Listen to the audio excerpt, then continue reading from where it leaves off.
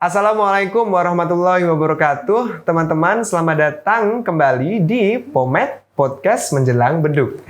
Dan seperti biasa, kita akan nemenin waktu teman-teman untuk ngobrolin topik-topik Ramadan, topik-topik menarik ya kan, seperti ilmu Al-Quran, tips jago bahasa Inggris, hingga internet marketing. Dan masih bersama saya, Chandra Pangestu, dan juga Miss Lulu. Miss Lulu, apa kabar? Alhamdulillah baik. Sehat-sehat? Sehat. Lancar puasanya? Lancar. Alhamdulillah. Oke, Miss Lulu, kemarin kan kita udah ngomongin tentang apa ya, TOEFL ya kan? TOEFL secara general. Exactly. Dan kemudian listening hingga structure juga. Nah, untuk kali ini kita akan ngomongin tentang section terakhir. Nah, reading banget. Reading, ya kan? Apa sih reading, ya kan? Kita nggak begitu paham. Apa sih reading kalau di TOEFL ya? Kan kalau reading di basic beda ya. Nah, kalau reading di TOEFL nantinya akan seperti apa tuh? Soal-soalnya mungkin. Kita bahas reading dulu secara general dulu ya. Reading itu jadi the way you understand the meaning of the text kayak gitu ya. Jadi gimana sih cara Mister memahami bacaan itu sendiri kayak gitu. Jadi memang kita dituntut untuk benar-benar memahami sampai comprehend, benar-benar tahu sih itu maksudnya apa kayak gitu. Jadi nggak cuma baca-baca kayak baca status mungkin ya, itu kan juga read ya, tapi kan nggak reading ke situ kayak gitu. Saya biasanya baca ini sih. Baca apa, Mister? Baca orang. Baca orang ya. Nah itu juga nggak masuk sih, karena memang di situ kemampuan penalaran kita juga masuk, Sir. Kira-kira ini gimana sih kayak gitu. Dan paling challenge-nya buat kita ke reading itu memang kita cuma aktivitas membaca ya. Tapi di situ Mister akan didapatkan seumpama materi yang Mister nggak suka, karena kan di situ ranah akademik ya. Mungkin kita kan suka ada masing-masing beda-beda topik. Beda-beda topik. Jadi kadang itu gitu nggak ya? Politik, kadang itu tentang apalagi ya, tentang finance gitu mungkin. Finance juga, science, sociology and others kayak gitu. Jadi banyak banget. Jadi dulu pas awal-awal saya tes gitu ya di kampus kan juga ada kan ya, salah satunya dulu pas kuliah itu di situ dites, loh materi ini nggak suka kayak gitu, langsung kayak down gitu kan kerjainnya. Jadi akhirnya memang bener preparation itu is the best kayak gitu ya, practice makes perfect ya, kayak di buku Sidu itu ya. Betul banget. Harus sering-sering practice sih kayak gitu. Jadi nggak bisa ngandelin aku mau baca koran aja, aku mau baca ini, nggak bisa, karena emang harus kayak topiknya variatif. Kita nggak suka IPA, tapi ada topik IPA di situ, biologi. Teknologi juga ada sih, dan lain sebagainya. Terus kalau misalkan aku nggak suka, misalkan sosiologi gitu, kalau dapat itu ya berarti harus ini ya. Harus dibaca. Masanya kita skip nilai kita kan nanti. Bener banget. Berarti ya bener tadi ya, praktisnya juga harus variatif dan banyak. Iya, harus banyak banget kayak gitu. Oke. Nah, terus kemudian Miss, untuk soal-soalnya nanti jenis-jenisnya seperti apa tuh Miss? Sebenarnya jenis-jenisnya nggak terlalu banyak sih, cuma ada satu. Tinggal pilih jawaban multiple choices aja sih ya. Jadi you have to choose the best answer gitu aja, the best option kayak gitu aja sih untuk itu. Dan rata-rata kan ada 50 soal tuh dari 1 sampai 50. Jadi di situ ada 5 bacaan, Sir. 5 bacaan dengan masing-masing 10 soal kayak gitu. Ya hampir 10 soal di situ pertanyaannya hampir sama, Sir, ya paling main idea, kosakata, and then meaning dan lain sebagainya, imply, eksplisit dan lain sebagainya, itu aja sih. Sama, cuma karena bacanya beda. Nanti kalau bacaan pertama tentang IPA nih, bacaan kedua tentang IPS dan lain sebagainya, itu sih yang biasanya kita kayak harus benar-benar prepare. Tapi intinya kalau skill-skillnya sama. Skill-skillnya sama, soalnya juga 50 menit. Durasinya pasti lebih lama dong. Nah, durasinya ada 55 menit. Ya, kamu baca 5 menit ya. Ya intinya gitu sih. 11 menit untuk satu passage lah sama jawaban itu. Bisa Padahal gitu. vocabnya juga nggak umum ya. Nggak umum karena akademik banget sih. Jadi di situ bukan ranah lagi kayak nanti sama kita bangun build, enggak, mungkin dia akan menggunakan kata yang lain. Berarti saya harus tanya nih, waktu itu sebelum Miss Lulu ngambil tes untuk reading tuh.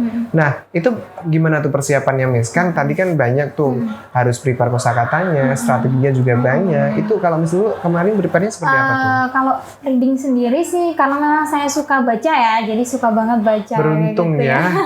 Apapun boleh masuk lah kayak gitu. Kalau yang itu ilmu, saya suka banget baca kayak gitu. Tapi memang nanti masuknya ke ranah kosakata sih kadang kita itu lah. Gimana cara ya mungkin sama aja sih kayak listening ya. So you have to mungkin read a lot about the topic related to maybe sociology and all of the things kayak gitu ya. Jadi baca berita, dengerin speech dan lain sebagainya kayak gitu. Jadi intinya semua ilmu harus masuk ke kita kayak gitu. Karena kita nggak tahu kan ya, we cannot guess kayak gitu. Even saya juga pernah dapat yang tentang IPA sih, meskipun di situ kita pernah belajar pas SD SMP tentang ranah-ranah IPA, tapi kan dari situ kita ternyata setidaknya tahu kayak gitu. Meskipun kita nggak tahu kosakata, tapi kalau kita tahu topiknya, gini nih, setidaknya paling nggak mengerti, bisa memahami itu. Makanya memang harus banyak-banyak baca sih. Ikro ya, Sir ya. Gitu ya. Ikro teman-teman, Ikro jangan lupa. Iya, tapi kadang gini Miss, kalau saya tuh kadang kalau baca tuh suka ngantuk. Ya pasti ya, apalagi orang Indonesia ya. Mohon maaf ya. Orang Indonesia nggak tahu ya, jadi sama kadang males baca, ngantuk, apalagi kalau soalnya kayak gitu, passage-nya kayak gitu, topiknya macem-macem, pakai bahasa Inggris pula, ya kan? Iya sih. Itu gimana tuh? Susah banget sih kalau ada nggak sih siasat gitu, menyiasati gitu? Ini sih nggak baik-baik karena memang saya orangnya suka baca ya, jadi kadang bingung juga ngasih saran untuk teman-teman kayak gitu. Jadi intinya memang yang pertama paksa dulu, Sir. Paksa untuk baca kayak gitu. Setidaknya kasihlah list itu setiap hari baca setidaknya 10 menit, baca berita lah kayak gitu. Dapat vocab baru lah 1-2 kayak gitu. Kalau teman-teman bisa jadikan it as your habitual activity kayak gitu, nanti kita nggak akan sadar seminggu udah dapat beberapa vocab kayak gitu ya. Cuma mungkin konsistensi itu sih yang susah banget buat kita kayak gitu. Berarti mungkin ini ya kayak tadi yang dibilang Miss Lulu. Make yourself as disciplined as possible mungkin. Dan disiplin baca. Disiplin baca. Bacanya juga bukan baca status ya. Ya enggak lah ya. Tapi bacanya adalah berita bahasa Inggris. Oh my god, itu benar-benar challenging pasti ya. Challenge banget sih. Mungkin start with your own interest aja sih. Mungkin baca apa dulu gitu. Mungkin kalau aku misalkan suka apa ya, kayak suka politik gitu ya. Berarti aku harus ngambil topik-topik berita yang tentang politik. Politik dulu kayak gitu. Tapi untuk buat nge-trigger aja gitu ya. Untuk masuk dan seterusnya mungkin ya harus di vary list ya.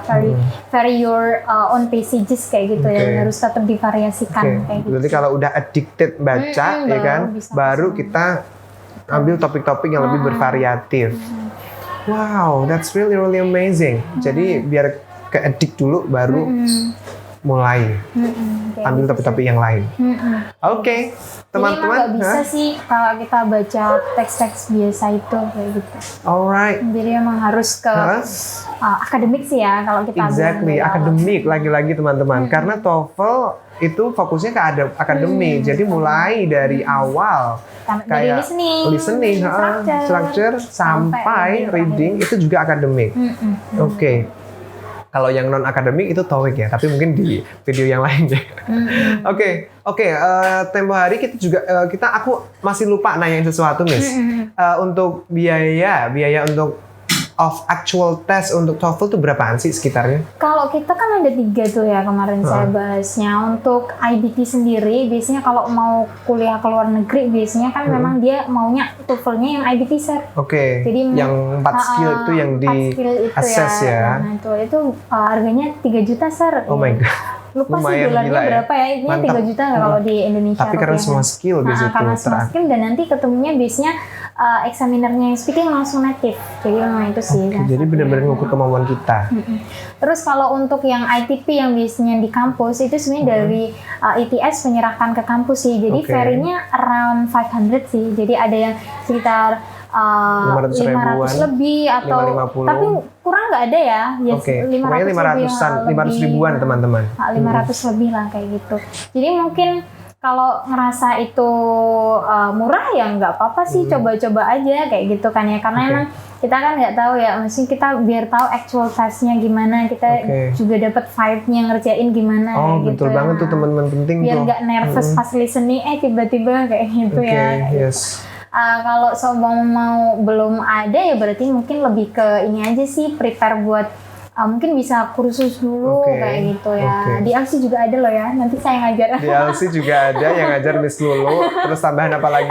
Ambil actual testnya di LC juga bisa. Iya, itu juga bisa sih kayak gitu sih.